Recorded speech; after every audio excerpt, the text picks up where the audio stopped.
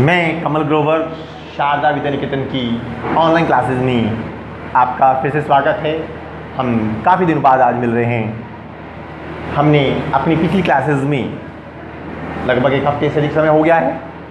हमने अपनी पिछली क्लासेस में राष्ट्रपति के बारे में विस्तार से अध्ययन किया था, जिसमें राष्ट्रपति का निर्वाचन, कार्यकाल, शक्तियाँ, संकटकालीन शक्तियाँ, विशेष रूप से उनका हमने विस्तार से अध्ययन किया। प्रश्नोत्तरी पर भी हमने अच्छे से चर्चा की। अब उसी क्रम के अंदर हम लोग जो हैं संसद के बारे में, पार्लियामेंट के बारे में पढ़ेंगे। आप स्क्रीन पर देख रहे हैं क्लास 10th और 12th सोशल साइंस और पॉलिटिकल साइंस। तो यह टॉपिक जो है दोनों कक्षाओं में समान रूप से उपयोगी है। केवल दोनों कक्षाओं में नहीं, विभिन्न प्रतियोगी परीक्षाओं के अंदर भी इस टॉपिक से इम्पोर्टेंट प्रश्न पूछे जाते हैं।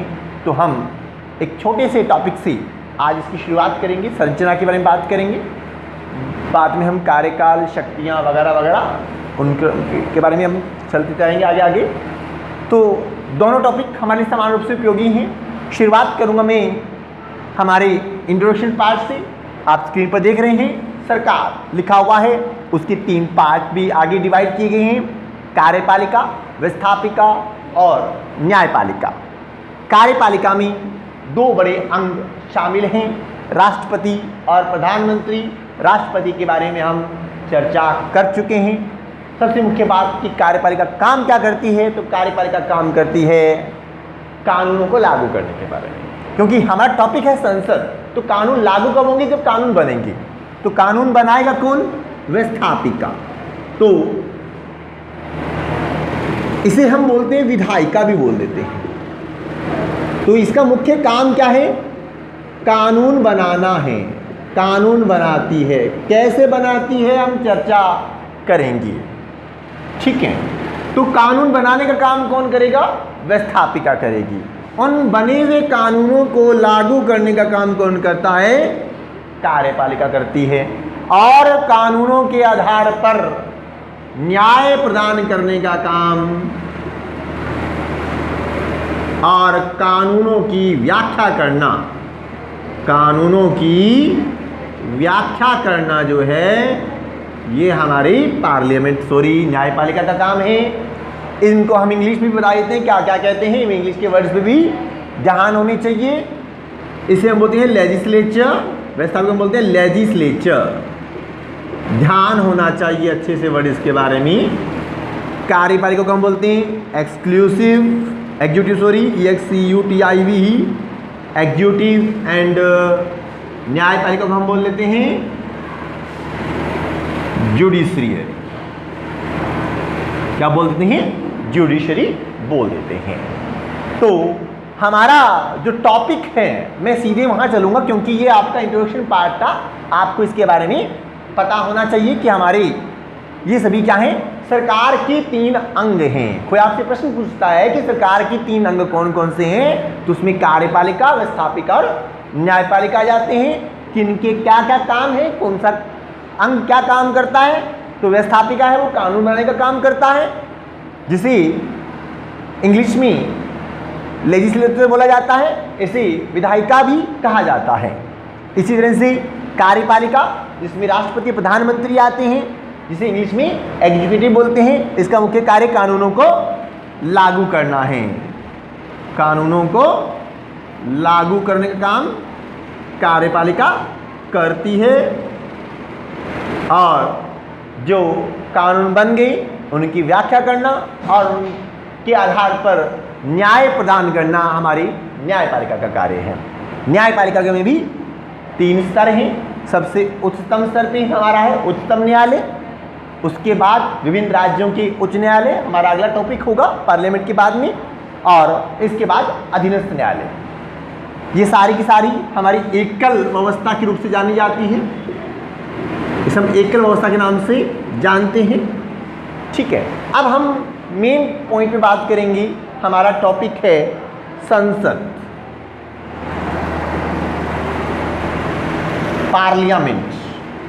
व्यवस्थापिका का जो मुख्य भाग है, व्यवस्थापिका को हमारे भारत के अंदर संसद के नाम से जाना जाता है, संसद कहते हैं, और इसे इंग्लिश में हमारी संसद है उसे पार्लियामेंट के नाम से जाना जाता है।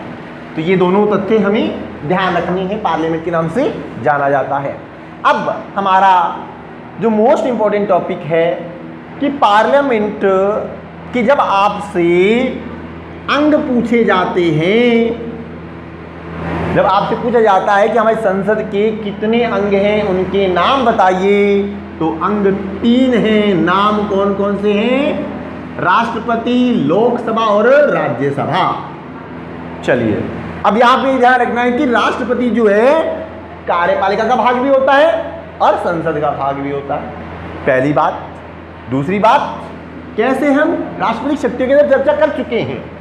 राष्ट्रपति की शक्तियों में हमने पढ़ा कि संसद का सत्र आहूत करना, सत्रावसान करना, लोकसभा को विकृत करना, ऐसे बहुत से कार्य जो हैं राष्ट्रपति के द्वारा होते हैं। जितने विधेयक हैं पारित होंगे तो सभी के रूप में राष्ट्रपति जो है हमारा संसद का अंग है।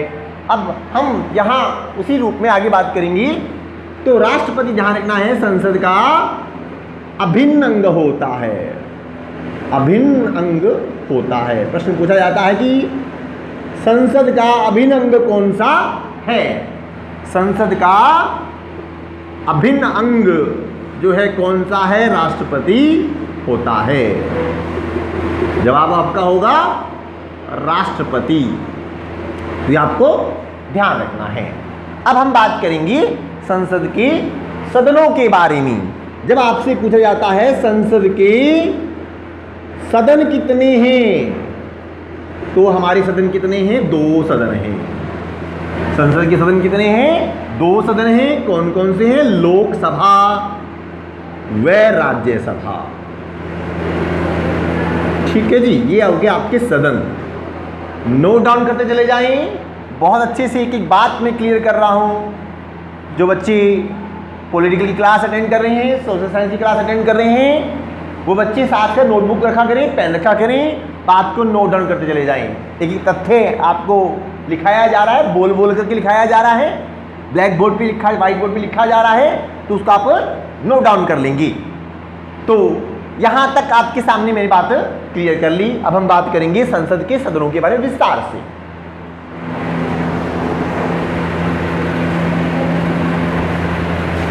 संसद की हमने बात की, 2 सदन होते हैं, तो किस तरह से उनका संगठन होता है, कैसे हम उनके बारे में होता है, उनके बारे में बात करेंगे। संसद के बारे में, संसद यानी कि पार्लियामेंट, सदनों के बारे में बात कर रहे हैं। पहला सदन है हमारा लोकसभा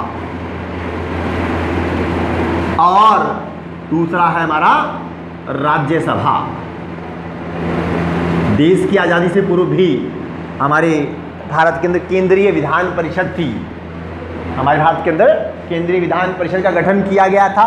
उसी आधार पर जो है हमारे भारत के अंदर जो है संसद का गठन किया गया, जिसके 2 भाग हैं, लोकसभा और राज्यसभा। तो संविधान के अंदर स्पष्ट रूप से इन दोनों सदनों के बारे में स्पष्ट उल्लेख किया गया है। संवैधानिक अनुच्छेदों के बारे में हम अलग से चर्चा कर लेंगे, कौन कौन से अनुच्छेद हैं तो हम अलग से चर्चा कर लेंगे। अभी हम सामान्य चर्चा करेंगे ताकि आपको टॉपिक समझ में आ जाए, क्योंकि अनुच्छेदों में उलझ जाएंगे। अनुच्छेदों पे आपको होनी चाहिए याद, लेकिन उनको हम बाद में चर्चा करेंगे। तो लोकसभा क्या है? संसद का प्रथम सदन कहलाता है और राज्यसभा संसद का द्वितीय सदन कहलाता है। राज्यसभा का संसद का द्वितीय सदन कहलाता है। लोकसभा जो है इसे संसद का निम्न सदन कहा जाता है। राज्यसभा को संसद का उच्च सदन कहा जाता है।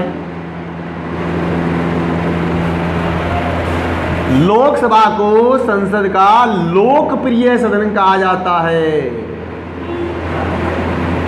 लोकसभा को संसद का लोकप्रिय सदन कहा जाता है। क्यों कहा जाता है? उस राज्यसभा को ऐसा नहीं कहा जाता है।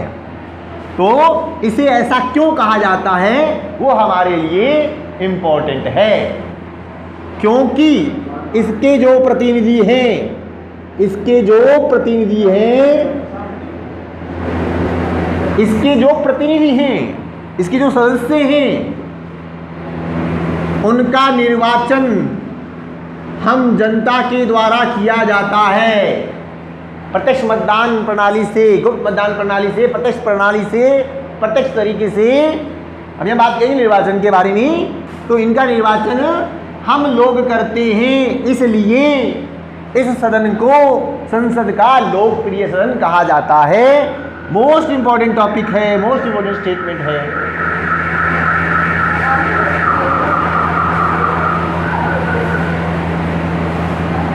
संसद का प्रश्न पूछा जाता है आपसे कि लोकप्रिय सदन किसे कहा जाता है, तो आपका जवाब होगा लोकसभा। प्रश्न आपसे ये पूछा जाता है तो आपका जवाब होगा लोकसभा। संसद का लोकप्रिय सदन कौन सा है? लोकसभा।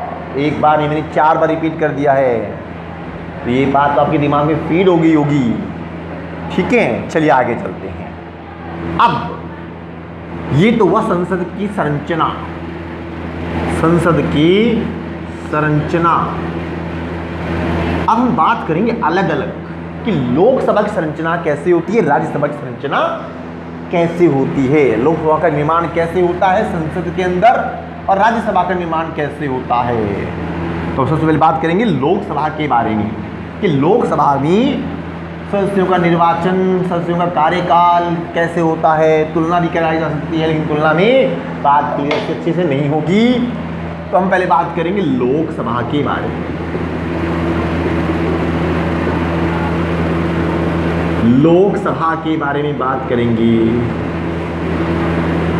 संविधान के अनुच्छेदों में पहले राज्यसभा का उल्लेख मिलता है, लेकिन व्यवहार में संसद का प्रथम सदन लोकसभा कहा जाता है। तो लोकसभा जो है, हमने भी बात की कि ये संसद का निम्न सदन है, लोकप्रिय सदन है, प्रथम सदन है। तो इसकी संरचना के बारे में, तो जब हमारे संविधान का निर्माण हुआ, संविधान के अनुसार लोकसभा में जनसंख्या के आधार पर, जनसंख्या के आधार पर अधिकतम सदस्य संख्या सन 2001 की जनगणना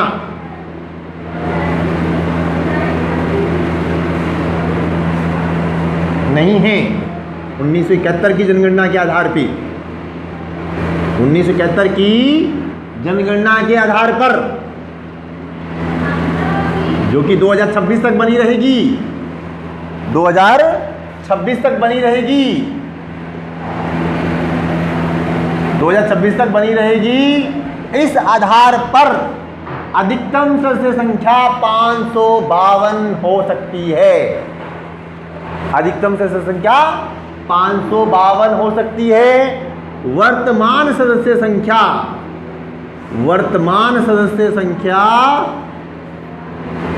545 है, 545 है। इसमें भी कैसे है वो भी याद रखेंगे। इसमें 530 हमारे जो हैं राज्यों से निर्वाचित होते हैं, राज्यों से निर्वाचित होते हैं, और 13 सदस्य हमारे संघ राज्य क्षेत्रों से, संघ राज्य क्षेत्रों से मतलब केंद्र शासित प्रदेशों से निर्वाचित होते हैं, केंद्र शासित प्रदेशों से निर्वाचित होते हैं। और 2 सदस्य हमारे राष्ट्रपति के द्वारा आंग्ल भारतीय सदस्य के रूप में मनोनीत होते हैं, आंग्ल भारतीय सदस्य के रूप में मनोनीत होते थे। अभी इनका मनोनयन बंद कर दिया गया है, संविधान में संशोधन करके इनका मनोनयन बंद कर दिया गया है, क्योंकि संविधान के प्रावधान के अनुसार उनका जनसंख्या में अनुपात होना चाहिए। वर्तमान में इनकी जनसंख्या में अनुपात नहीं बचा है, तो इनकी अभी आवश्यकता नहीं है।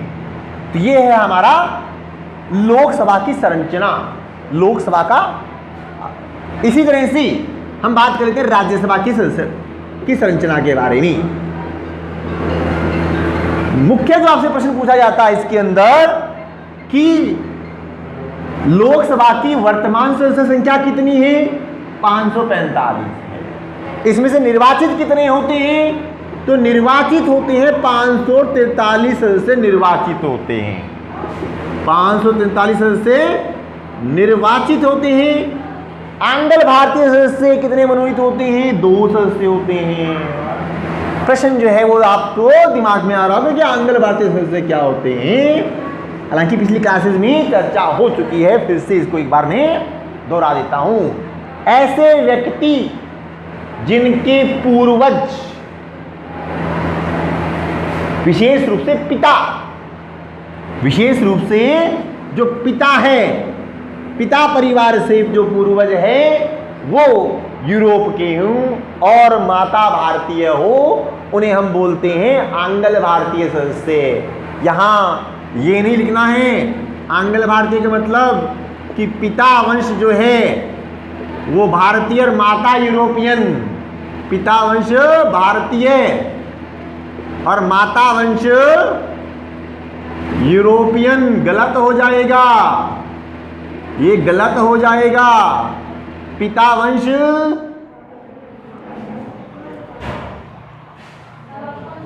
भारतीय होगा और माता वंश पिता वंश यूरोपीय होगा और माता वंश भारतीय होगा।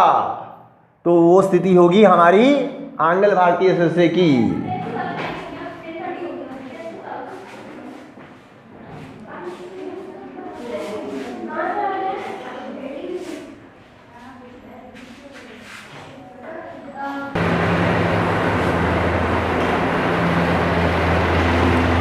तो हम लोग लोकसभा की संरचना के बारे में बात कर चुके थे। अब हम बात करेंगे राज्यसभा की संरचना के बारे में।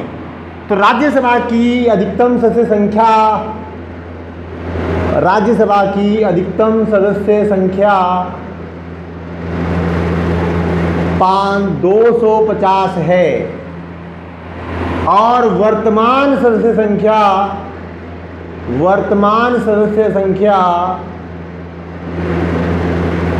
245 है। वर्तमान सदस्य संख्या 245 है। इनका निर्वाचन में जो संरचना है वो क्या है? इस 245 में से 233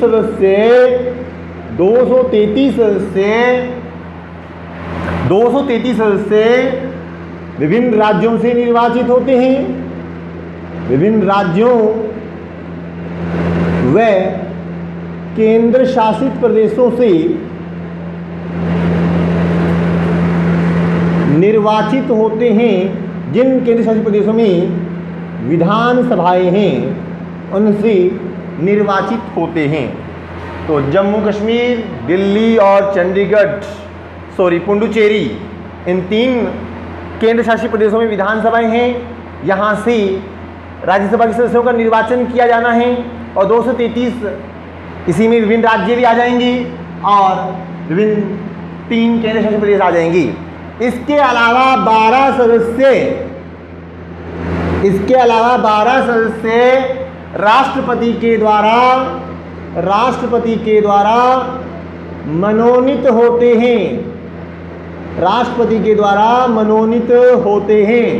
ये 12 सदस्य किन क्षेत्रों से होते हैं हमें याद रखना है। पहला है साहित्य, दूसरा है कला, तीसरा है विज्ञान और चौथा है समाज सेवा। इन 4 क्षेत्रों से राष्ट्रपति के द्वारा सदस्य मनोनीत होते हैं। चलिए, जो भी बात मैं कर रहा था राष्ट्रपति, तो संसद का अभिनंग है। आंग्ल भारतीय सदस्य भी कौन मनोनीत करेगा? राष्ट्रपति। और राज्यसभा सदस्यों का मनोनयन भी कौन करेगा? राष्ट्रपति। लेकिन हमने राष्ट्रपति के अंदर ये बात चर्चा कर ली थी कि कार्य के अंदर कि राष्ट्रपति अपना ये मनोनयन जो है यह मंत्रिमंडल की सिफारिश पर करता है। मंत्रिमंडल की सिफारिश पर मनोनयन का कार्य किया जाता है। तो 12 सदस्यों का मनोनयन जो है राष्ट्रपति करता है। तो ये सदस्यों का जो है सदस्य संरचना है। अब इनका निर्वाचन भी हम फटाफट में बात कर लेते हैं और कार्यकाल के बारे में भी बात कर लेते हैं। तो सबसे पहले हम निर्वाचन के बारे में बात कर लेते हैं। राज्यसभा लोकसभा जो सदस्य हैं इनका निर्वाचन जनता द्वारा प्रत्यक्ष निर्वाचन प्रणाली से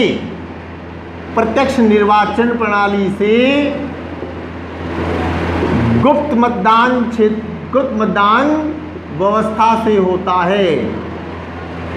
देश को अलग अलग संसदीय निर्वाचन क्षेत्रों में बांट दिया जाता है और जो 543 हैं उनमें विभिन्न उम्मीदवार चुनाव के लिए खड़े होते हैं और हम लोग गुप्त मतदान के द्वारा हम अपने उम्मीदवार का निर्वाचन करते हैं जो संसद सदस्य मतलब लोकसभा सदस्य बनते हैं। इन्हीं लोकसभा सदस्यों को हम शॉर्ट में क्या बोलते हैं? Member of parliament means MP. इसी तरह से राज्यसभा सदस्य जिन्हें भी हम मेंबर ऑफ पार्लियामेंट एमपी ही बोलते हैं, इनका निर्वाचन राज्य विधानसभाओं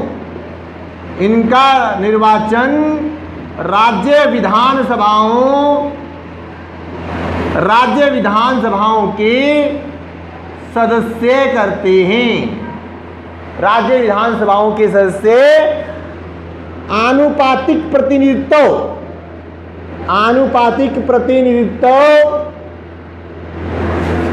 एकल संक्रमणीय गुप्त मतदान प्रणाली के द्वारा इनका निर्वाचन होता है। तो ये था इनका निर्वाचन की पद्धति, निर्वाचन की रीति। अब इनका कार्यकाल के बारे में भी हम बात कर लेते हैं, यहां तक नोट डाउन कर लीजिए। इनका कार्यकाल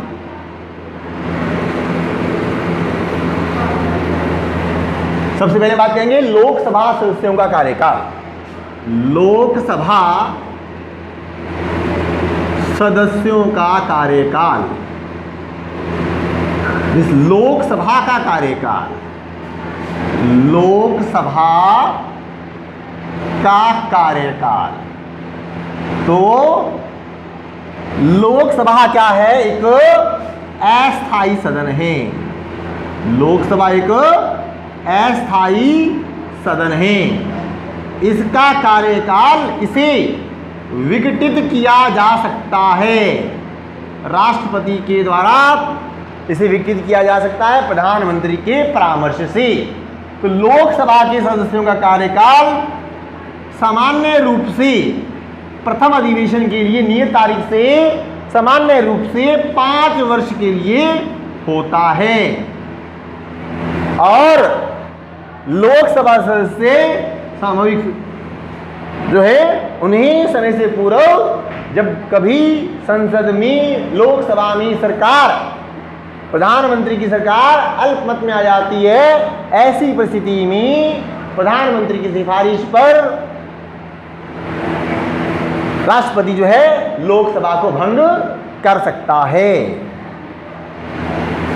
बात आती है अब राज्यसभा के कार्यकाल के बारे में। राज्यसभा का कार्यकाल, तो राज्यसभा का जो कार्यकाल है, जब आपसे पूछा जाता है तो राज्यसभा का कोई कार्यकाल नहीं होता है। राज्यसभा एक स्थायी सदन है, इसे विघटित नहीं किया जा सकता है। तो प्रश्न पूछा जाता है कि राज्यसभा के सदस्यों का कार्यकाल कितना है? तो सदस्यों का कार्यकाल कितना है? 6 वर्ष है। राज्यसभा के सदस्यों का कार्यकाल कितना है? 6 वर्ष है। प्रत्येक 2 वर्ष में 1/3 सदस्य त्याग पत्र दे देते हैं अपने पद से।